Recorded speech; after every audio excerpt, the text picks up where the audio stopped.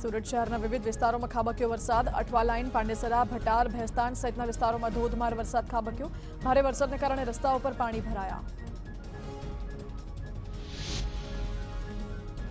વડોદરાના ડભોઈમાં Mahudi Bhagol railway station, tower, Lal Bazar, ST depot, Sinor ચોકડી સહિતના વિસ્તારમાં વરસાદ। Ambika society, Uma society, Jayram society, Dayaram Nagar સહિતમાં પડ્યો વરસાદ।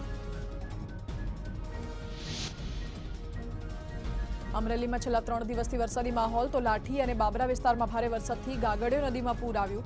ગાગડિયો નદી પરના ચેકડેમ અને તળાવો છલકાયા। છલોછલ ભરાયેલા ચેકડેમ અને તળાવનો અદ્ભુત આકાશી નજારો સામે આવ્યો। અમરેલીના લાઠી લીલિયામાં ગાગડિયો નદી પરના 54 કિલોમીટર લાંબા પટને ઊંડું કરવાનું કામ શરૂ, જેના કારણે મોટા પ્રમાણમાં વરસાદી પાણીનો સંગ્રહ થશે, જેથી ભેંસાણ અને બોરિયા ગામના બંને ચેકડેમો છલોછલ ભરાશે। તો સાવરકુંડલાના ધારાસભ્યએ પણ સૌજી ધોળકિયાની જળક્રાંતિની આ કામગીરીને બિરદાવી।